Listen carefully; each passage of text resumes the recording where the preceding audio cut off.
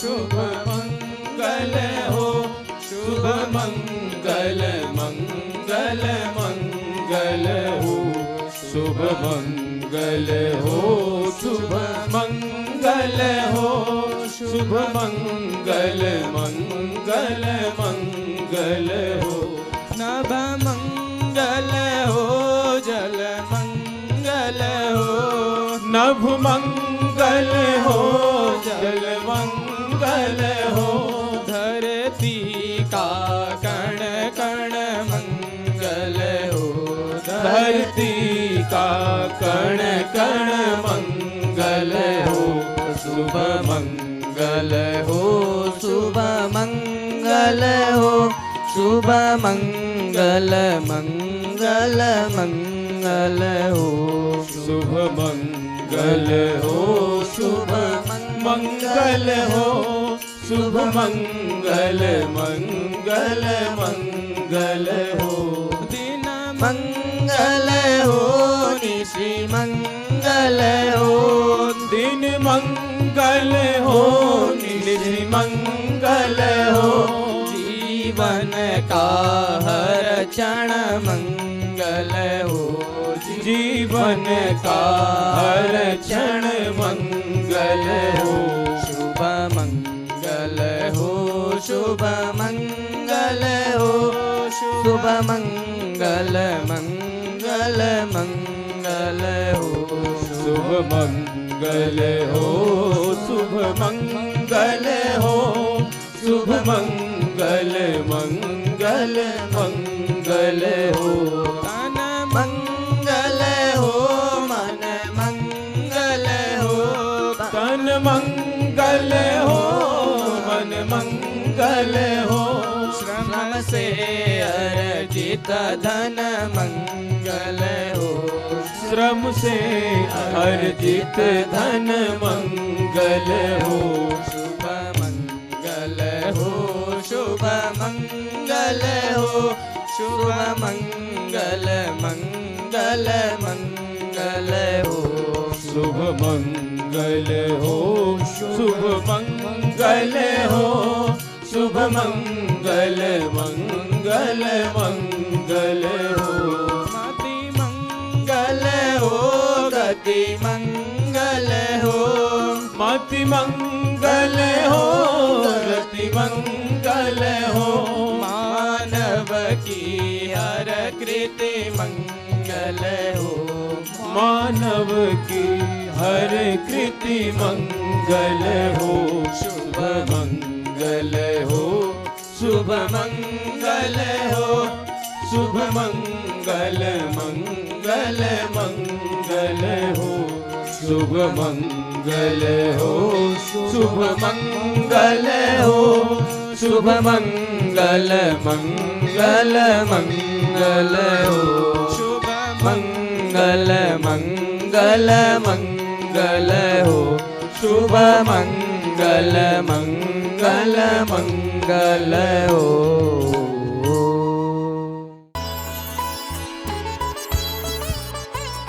ओम ओम ओम।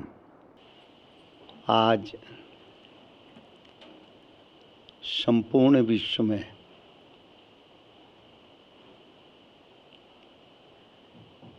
भारतीय जो योग विद्या है,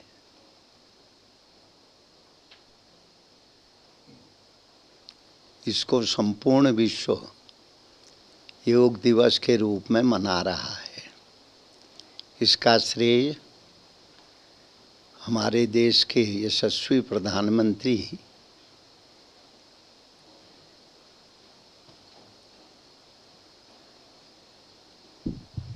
जी को जाता है, जिन्होंने अंतर्राष्ट्रीय संस्थान यूनो में भारतीय योग को अंतर्राष्ट्रीय योग दिवस मनाने के लिए आह्वान किया था और विश्व ने इसको माना।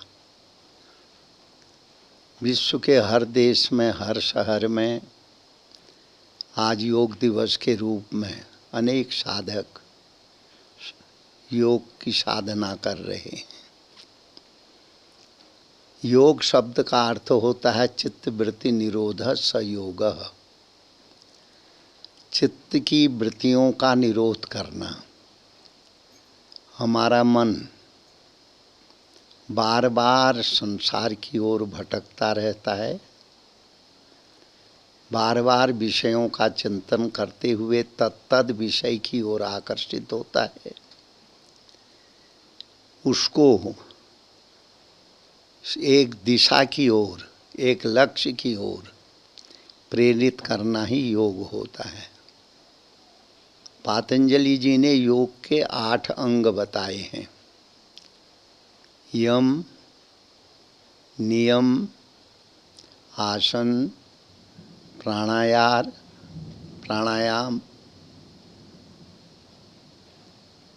धारणा, ध्यान और समाधि। 8वें अंग के रूप में समाधि है, 7वें अंग के रूप में जो है ध्यान है, 6ठे अंग के रूप में धारणा है। और यम नियम यह शारीरिक स्थिरता के लिए यह बहुत जरूरी है। मन को कंट्रोल करने के लिए हमें एक स्वस्थ वातावरण की ज़रूरत पड़ती है। जब स्वस्थ वातावरण हमारे जीवन में आता है तब हमारी इंद्रियां भी संयम होती हैं, हमारा शरीर भी स्थिर होता है। जब इंद्रियां स्थिर हो जाती हैं, शरीर भी स्थिर हो जाता है, उस समय हमारा चिंतन भी एकाग्र हो जाता है। गीता के 6ठे अध्याय में भगवान कृष्ण ने योग की महिमा का बड़ा गायन किया है। योग करने की मानव मात्र को एक प्रेरणा दी है अर्जुन के माध्यम से। तो योग कैसे करना चाहिए इस विषय में कृष्ण ने अर्जुन को कहा, शुचो देशे प्रतिष्ठाप्य थिर मानसमात्मनः नात्य नीचं नाति ऊचम चैना जल जिन कुशोत्तरम। पवित्र स्थान में बैठ करके, जहाँ के वातावरण में कोई विषाक्तता न हो, जहाँ के वातावरण में अशुद्धि नहीं हो, जिस कमरे में हम निवास करते हैं, जिस वातावरण में हम रहते हैं, वहाँ कोई भी ऐसा चित्र न हो जो जीवन में उत्तेजना पैदा करे। कोई भी ऐसा वातावरण न हो जो मन में विक्षोभ पैदा करे, और वह शुद्ध हो, स्वच्छ हो, गंदगी न हो। शुचो देशे प्रतिष्ठाप्य, ऐसे स्थान में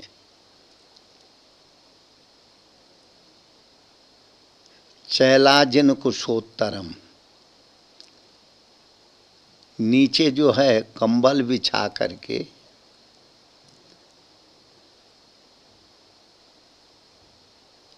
जो जमीन की कठोरता है, सख्तता है, उसमें कुछ बैठने में साधक को सुविधा हो, ऐसे आसन में बैठ करके नात्य नीचं नाति ऊचम, न वह बहुत ऊंचा हो न बहुत नीचा हो, और उसके ऊपर मृगचर्म या कुशा उसमें रखा गया हो। ऐसे स्थान में बैठ करके तत्तैकाग्रम मनः कृत्वा, वहाँ साधक को अपने मन को एकाग्र करने के लिए साधना करनी चाहिए। और 6ठे अध्याय आत्म संयम योग का उपसंहार करते हुए भगवान कहते हैं, तपस्विभ्योऽधिको योगी ज्ञानीभ्योऽधिको मतः कर्मेभ्यस्थिको योगी तस्मात् योगी भवार्जुनम। तपस्वियों से भी श्रेष्ठ योगी है, ज्ञानियों से भी श्रेष्ठ योगी है, कर्मकांड करने वाले व्यक्तियों से भी श्रेष्ठ योगी है। इसलिए हे अर्जुन, तुम योगी बन। तुम्हारे मन में जो अनेक तरह के संकल्प विकल्प उत्पन्न हो रहे हैं, उनसे अगर तुमको मुक्त होना है तो तुम योगी बनो। तस्माद् योगी भव अर्जुन। तो योग की महत्ता हमारे भारतीय परंपरा में, भारतीय साधना पद्धति में बहुत महत्वपूर्ण होती है। चाहे हम भक्ति मार्ग के द्वारा उस परमात्मा की आराधना करें, भक्ति में भी एकाग्रता की जरूरत है। चाहे हम कर्मकांड के माध्यम से भगवान की आराधना करें, कर्मकांड में भी एकाग्रता और शुद्धि की आवश्यकता है। चाहे हम ज्ञान के मार्ग से भी उस ईश्वर को जानने की कोशिश करें, उसमें भी जो है एकाग्रता की जरूरत है। कर्म, उपासना और ज्ञान, ये तीन मार्ग हमारी भारतीय परंपरा में मनीषियों के द्वारा परमेश्वर को से मिलने के साधन बताए गए हैं। कर्म के द्वारा भी हम उस सत्य को प्राप्त कर सकते हैं, किंतु कर्म में निष्कामता होनी चाहिए। सकाम भाव से कर्म नहीं करना चाहिए। बहुत से लोग सकाम भाव से कर्म करते हैं, अपनी इच्छाओं की पूर्ति के लिए परमात्मा से की आराधना करते हैं। इसको सकाम कर्म कहते हैं। कर्म में निष्कामना करना मेरा कर्तव्य है, इस भाव से कर्म करना चाहिए। अगर निष्काम भाव से हम कर्म करेंगे तो हमारे जीवन में यह भी योग कर्म योग के नाम से समझा जाएगा। अगर हम सकाम भाव से कर्म करेंगे, जैसे कोई मजदूर किसी के यहाँ जाकर के दिन भर मजदूरी किया, काम किया, शाम को उसको जिसके यहाँ उसने काम किया उसने उसकी दिन भर की मजदूरी दे दी। तो जिसने काम किया था उसने परमार्थ नहीं किया, उसको अर्थ की ज़रूरत थी।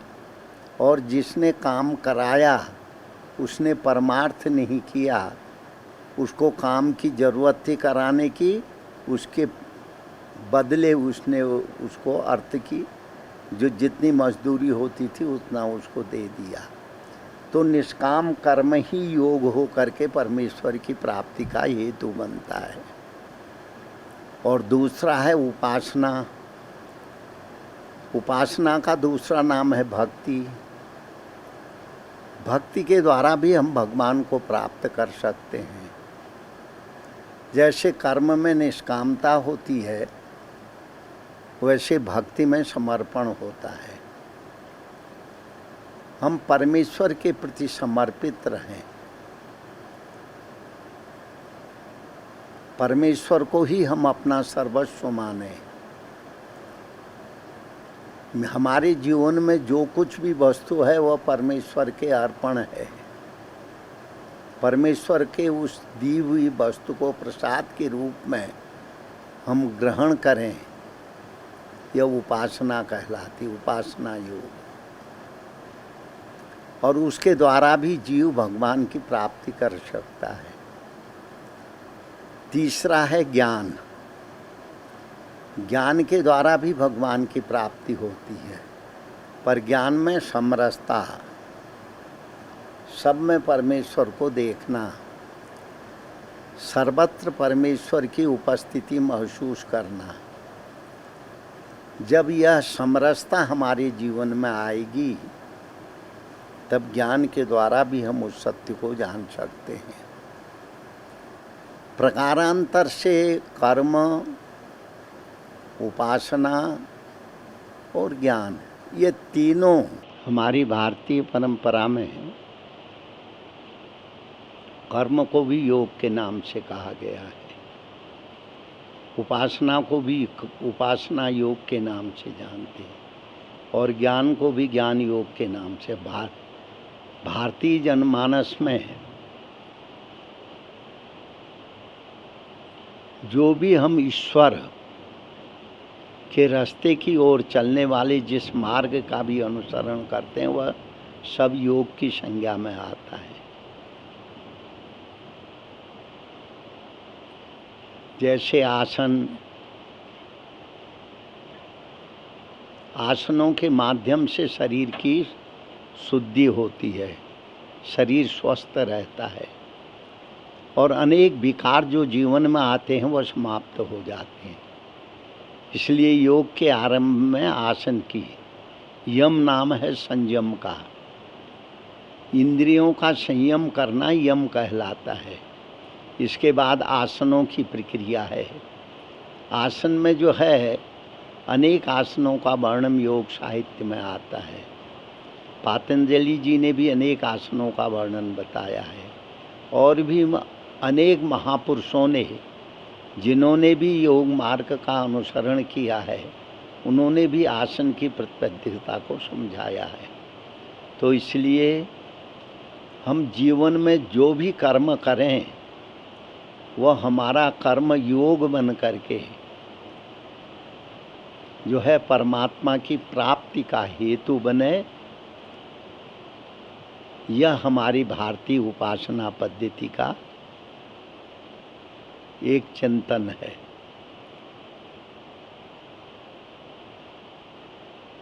आज हम सब लोग बड़ी प्रसन्नता को महसूस कर रहे हैं। परमेश्वर की प्राप्ति का जो सुगम और सरल मार्ग है योग के द्वारा हम सत्य को जान सकते हैं, सत्य तक पहुंच सकते हैं, सत्य को पहचान सकते हैं। परम तपस्वी परम पूज्य त्यागी बाबा कल्याणदास जी महाराज की अमृतवाणी। जब हम अंधकार से प्रकाश की जो ओर चलेंगे, असत्य से सत्य की ओर चलेंगे, तभी हम मृत्योर माँ अमृतंगमय, हम मृत्यु से अमृतत्व को प्राप्त करेंगे। परम तपस्वी परम पूज्य त्यागी बाबा कल्याणदास जी महाराज की अमृतवाणी। तो आचार्य शंकर कहते हैं अच्छे बनो, मनुष्यत्व होना चाहिए, मनुष्य की आकृति नहीं है।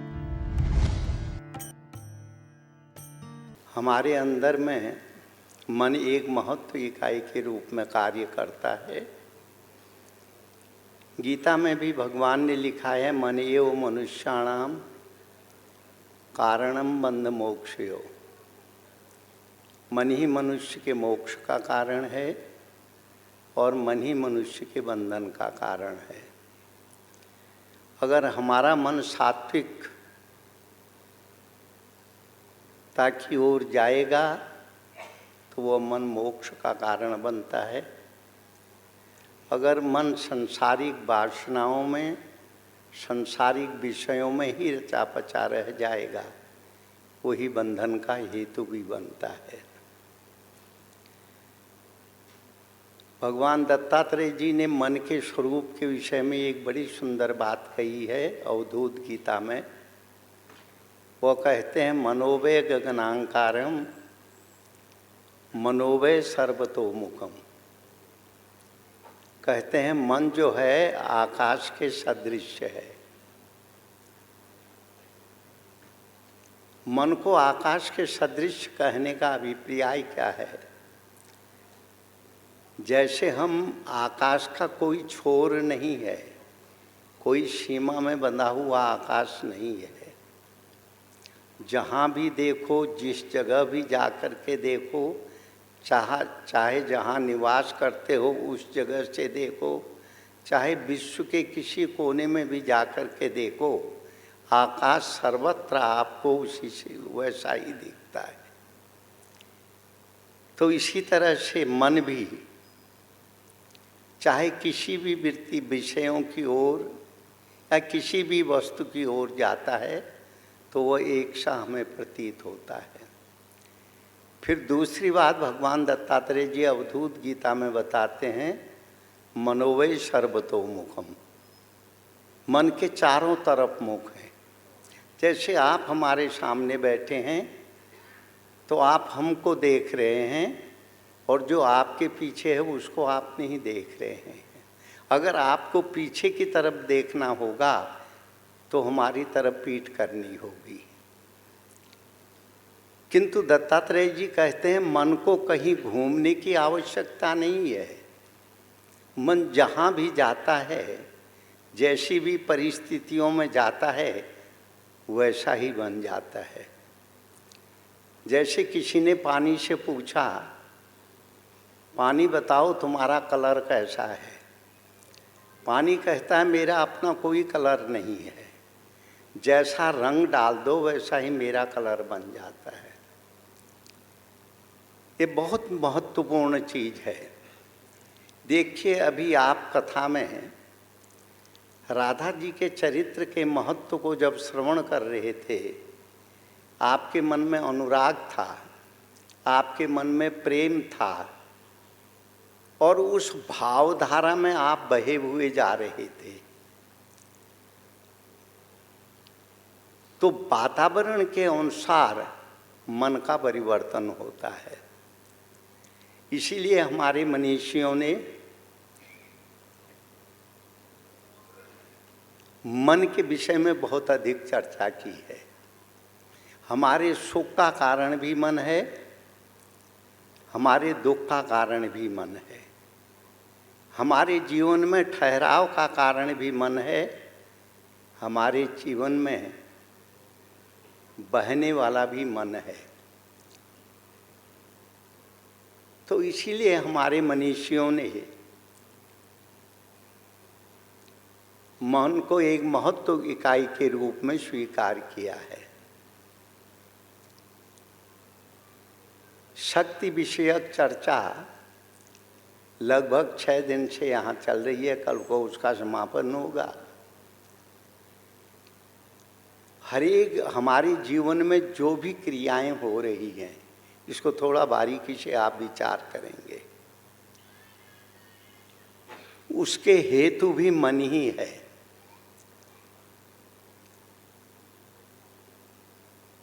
और गीता में भगवान ने एक जगह संकेत किया है, मन को दुराग्रही भी भगवान ने बताया है। किंतु इसको समझने के लिए हमको अपने अंतर की ओर समझना होगा, हमको अपनी वृत्तियों की ओर देखना होगा। हमारी चाहनाएं किस किस वस्तु के ऊपर जाके ठहरती हैं, किसको हमारी चाहनाएं अधिक से अधिक संख्या में ग्रहण करना चाहती हैं, और हमारे अंदर में कौन सी ऐसी वस्तु है जिसको कभी स्वीकार करने के लिए तैयार ही नहीं है। जब तक हमारे जीवन में यह चिंतन नहीं आएगा, भले ही हमारे अंदर में अनुराग भी है, हमारे अंदर में वैराग भी है, स्वीकार करने की क्षमता भी है, वैराग की भी क्षमता है, छोड़ देने की भी क्षमता है, किंतु तब तक इन विषयों के अंदर, इन वस्तुओं के अंदर हम भटकते रह जाएंगे। इसीलिए शक्ति के 10 रूपों का वर्णन किया गया है, जिनको हम 10 महाविद्याओं के रूप में मानते हैं। 5 शक्ति के स्वरूप सृष्टि के संवर्धन का हेतु है। सृष्टि के संवर्धन कहने का तात्पर्य क्या है? जो जो संकल्प हमारे मन में आता है, जो जो विचार हमारे अंदर में आते हैं, वो विचारों का प्रवाह किस ओर प्रभावित हो रहा है? वो सृजन की ओर हो रहा है या वो बंधन की ओर हो रहा है? इसके लिए साधक को स्वतः सोचना पड़ेगा। जब तक साधक इन विषयों की तरफ नहीं सोचेंगे, जब तक साधक इसकी गहराई से चिंतन नहीं करेंगे, वो अपने लक्ष्य को भी नहीं प्राप्त कर पाएंगे। यह सब सिर्फ लिखी हुई बात नहीं है, यह हर एक व्यक्ति अपने जीवन में इन बातों की अनुभूति करता है, किंतु व्यस्तता के कारण उस ओर उसका ध्यान नहीं जाता है, ये अलग बात है, किंतु होता यही है। तो में जो 5 सृजन की देवियां हैं, जो हमें सात्विकता की ओर ले जाती हैं, हमारे जीवन के अभाव को समाप्त करके हमें वह वस्तुएं प्रदान कर देती हैं जिसकी हमको जीवन में आवश्यकता है।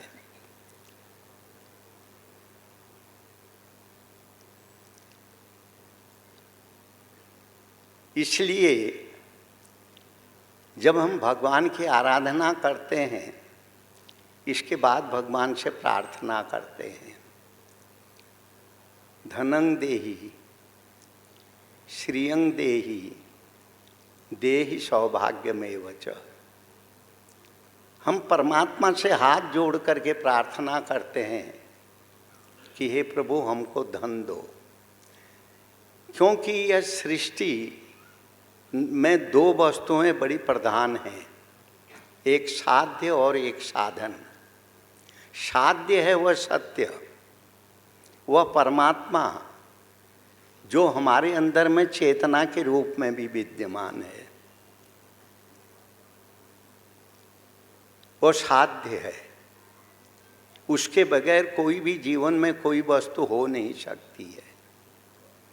हम लोग एक कहानी पढ़ते हैं, शायद आप लोगों ने भी वो कहानी सुनी हो।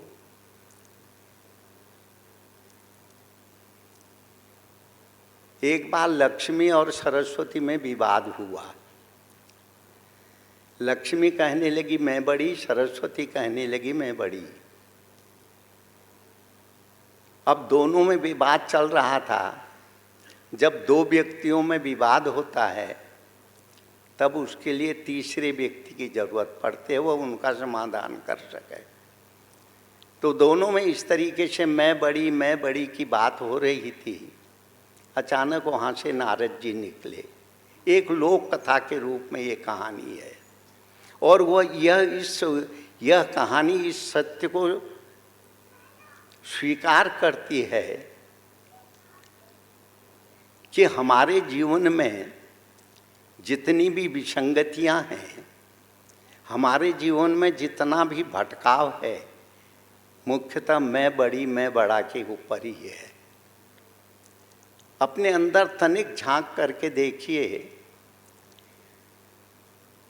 जिन वस्तुओं से आपके अंदर प्रसन्नता तुम्हें आपको प्राप्त होती हैं, तो उस वस्तु के तह में जाकर के अगर सोचेंगे, प्रसन्नता जिस वस्तु के प्राप्त होने पर आपको हुई, उसमें आपका अहम भी कार्य करता है, ईगो भी, मैंने किया, मेरे द्वारा हुआ। और जहाँ हम जिसके लिए हम श्रम कर रहे थे, जिसकी प्राप्ति के लिए हम यत्न कर रहे थे, नहीं हुआ, वहाँ हमारे अंदर में विषाद भी होता है। यह जीवन की एक समस्या है, और हम इसीलिए महापुरुषों की सान्निध्यता में जाते हैं। हम ग्रंथों का अध्ययन करते हैं उसको समझने के लिए, किंतु व्यक्ति का दुर्भाग्य यह है जब उनको संतों की संगति भी प्राप्त हो जाए या कोई महापुरुष के द्वारा बताई हुई विधि उसको प्राप्त हो जाए, उसमें भी उसका ईगो काम करता है, वो समझ नहीं पाता है। तो दोनों लड़ रही थी। इतने में नारद जी पहुँचे। कहने लगे, माताओं, आप लोग क्या भी बात कर रहे हो अपना? सरस्वती कहती है देखो ये लक्ष्मी कहती है मैं बड़ी हूँ, और लक्ष्मी कहती है ये कहती है मैं बड़ी हूँ। तो नारद तुम ही बताओ इनमें दोनों में बड़ा कौन है, हम मैं बड़ी हूँ कि ये बड़ी होए। तो नारद जी लक्ष्मी से बोले माँ, सरस्वती से भी बोला उन्होंने, जब तक आप कैसे बड़ी हैं ये मेरे को नहीं बताएंगे, जब से सरस्वती कैसे क्यों बड़ी है ये मेरे को नहीं बताएंगे, तो मैं समाधान कैसे करूँगा। तो लक्ष्मी नारद जी से कहती है देखो ये नीचे एक आदमी जा रहा है जो बहुत दरिद्र है, भयंकर परिस्थितियों में जी रहा है, इसके शरीर में अच्छे वस्त्र पहनने के लिए भी नहीं है, यह बहुत कष्ट सहन कर रहा है। अब मेरे प्रभाव को देखो। तो लक्ष्मी ने उसके ऊपर कृपा की तो वह सब साधन संपन्न व्यक्ति बन गया।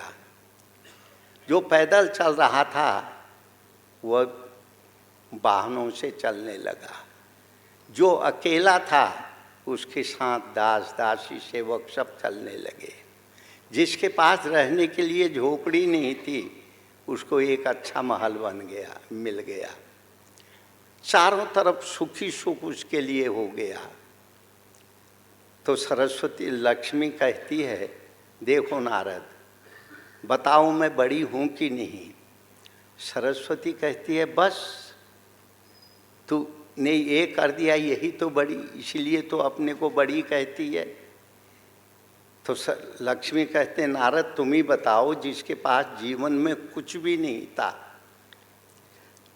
उसमें दृष्टि मात्र से मैंने उसको सर्वसंपन्न व्यक्ति बना दिया, वैभववान व्यक्ति बना दिया, तो मैं बड़ी नहीं हूँ। सरस्वती कहने लगी अब मेरा प्रभाव देखो। तो सरस्वती ने उसका सुरकु व मस्तक में कुछ ऐसा उसकी बुद्धि को इस तरीके से दूषित कर दिया, उसकी बुद्धि को पलट दिया। जो कुछ भी उसका था उसको छप छोड़ करके पहले तो कपड़ा पहनता था फिर नंगा होके के चलने लगा। सरस्वती कहते बताओ मैं बड़ी हूँ कि नहीं। तो नारद जी देख रहे हैं, कहने लगे माँ तुम भी बड़ी हो,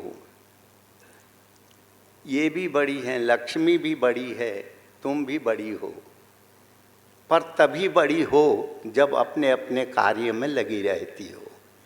अगर एक दूसरे के प्रति प्रतिस्पर्धा करके एक दूसरे कार्य में अगर दखल अंदाजी करोगे, न तुम बड़ी हो न ये बड़ी है। एक एक कहानी है, यह कहानी इसको और संकेत देती है कि हमें ये कभी भी नहीं सोचना चाहिए कि हम अपने प्रभाव से बड़े हुए हैं। तो ये कहानी हमको यह संकेत देती है संसार में बड़ा कोई नहीं है, बड़ा है वो परमेश्वर जो हमको सब कुछ प्राप्त कराता है। इसलिए आवश्यकता है परमेश्वर के प्रति विश्वास करने का, परमेश्वर के प्रति श्रद्धा रखने का। तो शक्ति तत्व के चिंतन में मैं आपको बता रहा था 10 महाविद्याओं में 5 विद्याएं हैं जो सृजन की हेतु हैं और 5 विद्याएं हैं जो संहार की हेतु हैं, जो दुख का कारण है। तो वह 5 कौन है दुख के कारण? जो संहार की देवी कहलाती हैं।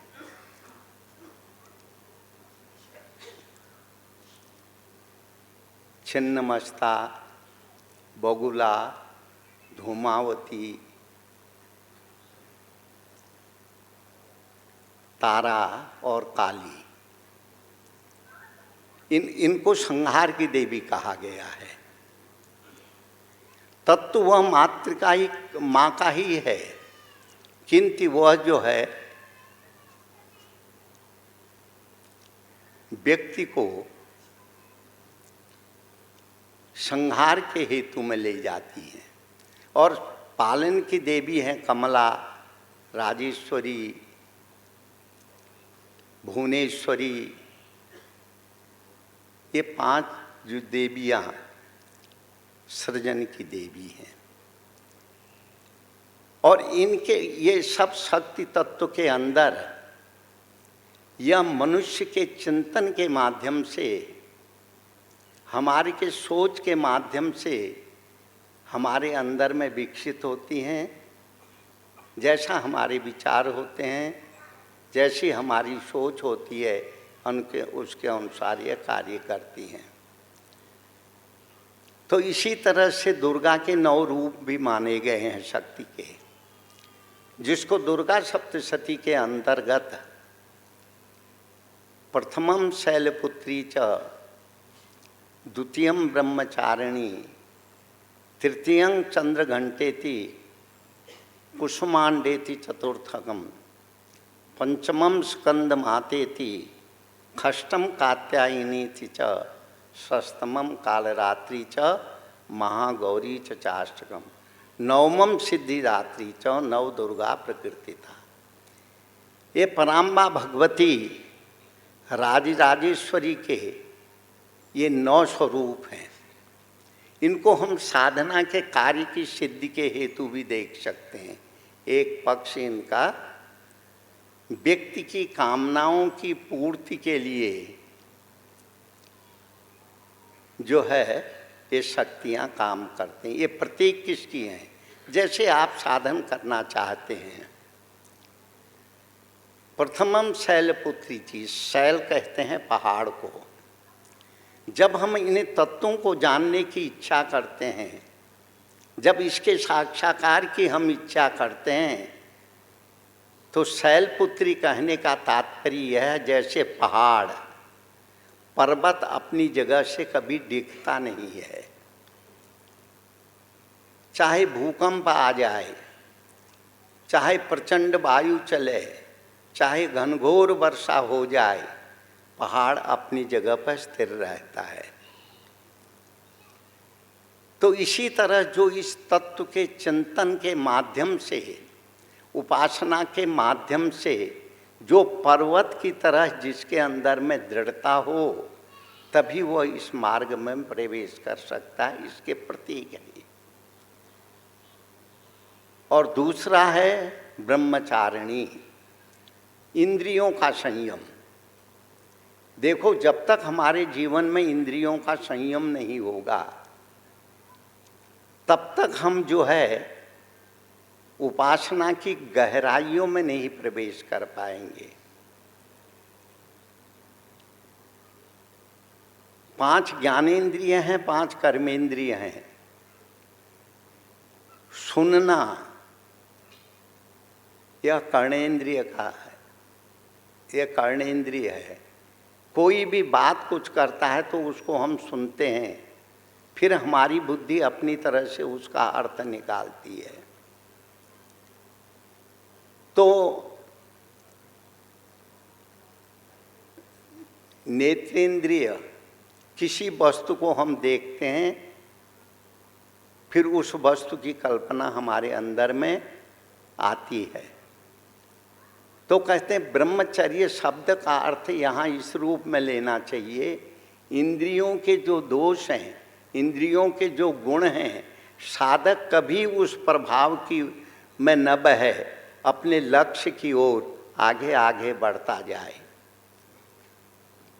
जैसे पातंजलि जी ने योग दर्शन में योग की प्राप्ति के लिए 8 अंगों का वर्णन किया है। यम, नियम, आसन, प्राणायाम, प्रत्याहार, धारणा, ध्यान और समाधि।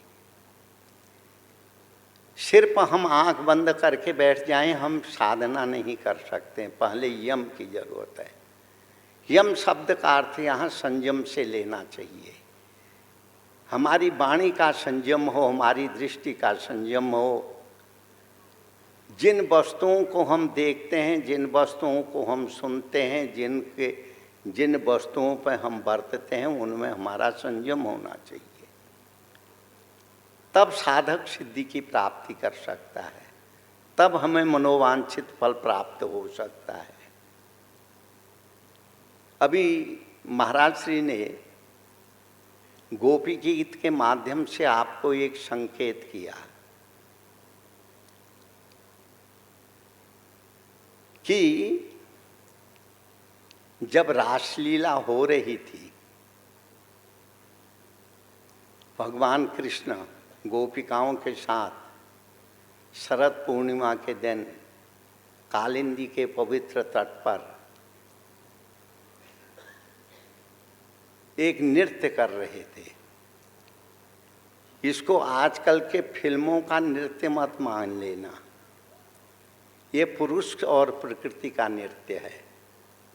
और एक बात याद रख लेना, जिस समय भगवान ने जो है जमुना के तट पर रास रचाया, रास कहते हैं अनुकूल, जो सबको मन भावे, वो कर्म जब उन्होंने आरंभ किया गोपियों के साथ,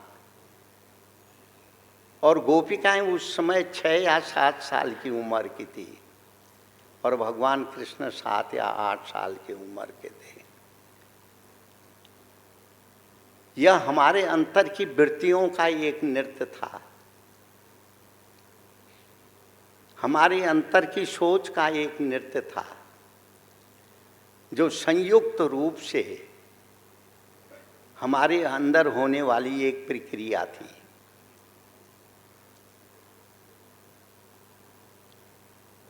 तो उसमें भगवान अंतर्धान हो गए। तो ये क्या हमको संकेत देता है? अगर जब संयुक्त रूप से हमारे अंतर में किसी कार्य की सफलता हमें मिलने लगती है, अगर उस समय हम ये मान लेते हैं यह हमारे श्रम का फल है, उसी समय वो जो चेतना है अपने आप ही लुप्त हो जाती है। वैसे हमारे पुराणों ने परमात्मा की प्राप्ति के अनेक उपाय बताते हैं, उनके दर्शन का भी बताया है। किंतु सबसे पहले हम जब तक अपनी जैसी सोच हमारी होती है, जैसा हमारे जीवन का संयम होता है, जिस रूप में हम परमेश्वर को समझने की कोशिश करते हैं, यह हमारे अंतर का भी रास होता है। और यह शक्ति जागरण जो विषय है, यह होता है चेतना के जागरण के कारण। यह चेतना को जान लेना, चेतना का जागरण हो जाने से ही रास भी होता है, विषाद भी होता है। तो सबसे पहले हमें अपने ऊपर संयम करने की आवश्यकता है। इसी को भगवान ने मनेयो मनुष्याणाम कारणम बंध मोक्षयो कहा है, और इसी को भगवान ने देवी संपत्ति मोक्षाय निबध्याया सूरी मता के नाम से कहा है। इसके अर्थ अर्जुन के लिए इसका अर्थ अलग हो सकता है, किंतु साधकों के लिए उसका अर्थ अलग हो सकता है। तो ये शक्ति जागरण तत्व में, और जो साधक हैं, चाहे वह किसी रूप की भी साधना करते हों, चाहे योग के माध्यम से साधना करते हों, चाहे तंत्र के माध्यम से साधना करते हों, चाहे ध्यान के माध्यम से साधना करते हों, चाहे यज्ञों के माध्यम से साधना करते हों, चाहे किसी रूप से भी हम परमेश्वर उस सत्य को जानने के लिए जब साधना करते हैं तो उसके लिए हमें पहले संयम की आवश्यकता है। जब हमारे जीवन में वह संयम, वो विधा गहराई से जब हमारे अंतर में प्रवेश करती है तब साधक को सफलता मिलती है। जब सफलता मिलती है उसकी प्राप्ति का उसको लक्ष्य भी मिल जाता है, उसकी प्राप्ति हो जाती है। और हम ये कह सकते हैं जैसी गोपिकाएं कृष्ण को चाहती थी, उसी तरह जिन भावनाओं से हमने साधना की है, जब हमें उसके पूर्ण फल की प्राप्ति होती है तो हमारे अंदर में भी पूर्णता आ जाती है। अगर हम ही उसमें चाहे गोपी भाव से भजें, चाहे शक्ति की आराधना किसी रूप में भी करें, उसमें हमें प्राप्ति तब होगी जब हम अपने मन को, अपनी इंद्रियों को उस ओर लगा करके माँ की अनुकंपा से उसको प्राप्त कर लेंगे। परम तपस्वी, परम पूज्य त्यागी बाबा कल्याणदास जी महाराज की अमृतवाणी। एक बात जरूर है, जो भौतिकता की चकाचौंध में उस सत्य को भूल जाता है, उस परमेश्वर को भूल जाता है, इसके बाद चकाचौंध को ही सर्वस्व मानने की कोशिश करता है, वहीं से जो है भटकाव की स्थिति पैदा होती है। परम तपस्वी, परम पूज्य त्यागी बाबा कल्याणदास जी महाराज की अमृतवाणी। गीता में भगवान ने लिखा है, स्वे स्वे कर्मण्यभिरतः संसिद्धि लभते नरः। अपने अपने कर्मों में, अपने अपने कर्तव्य के प्रति ईमानदारी पूर्वक से काम करना, उसको सिद्धि की प्राप्ति होती है।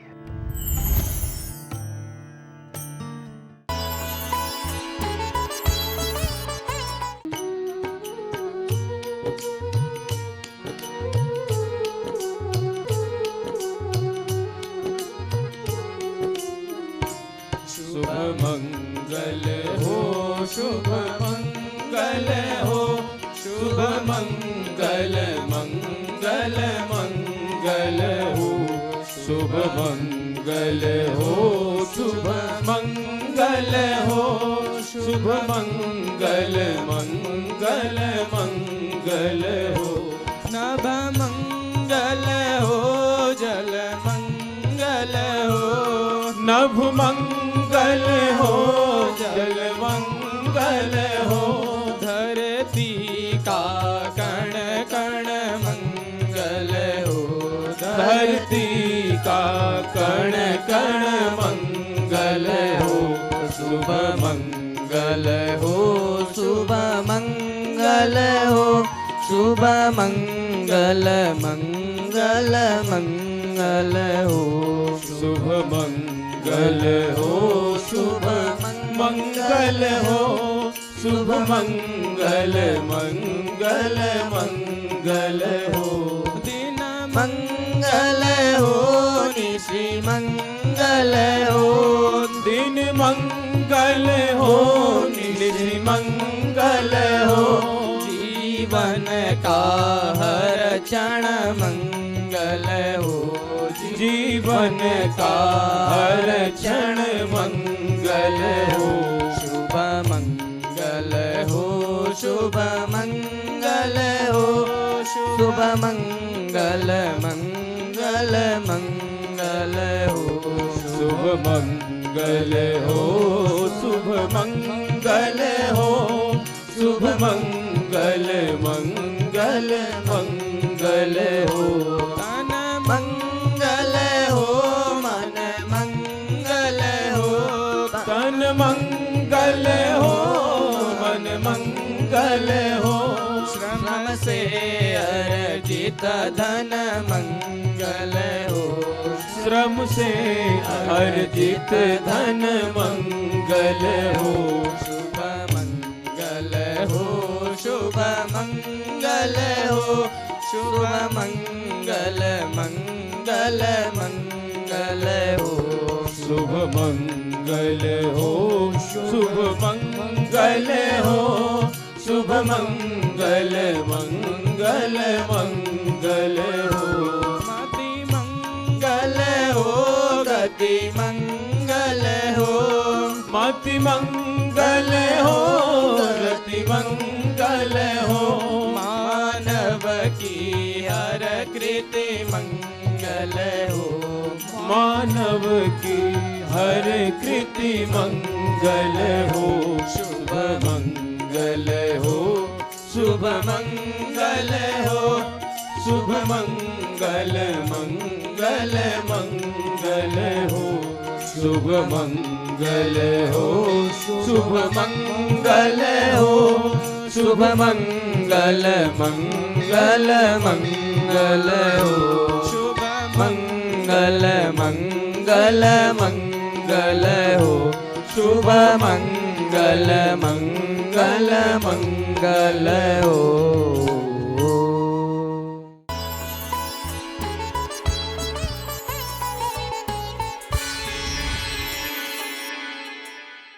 सुभा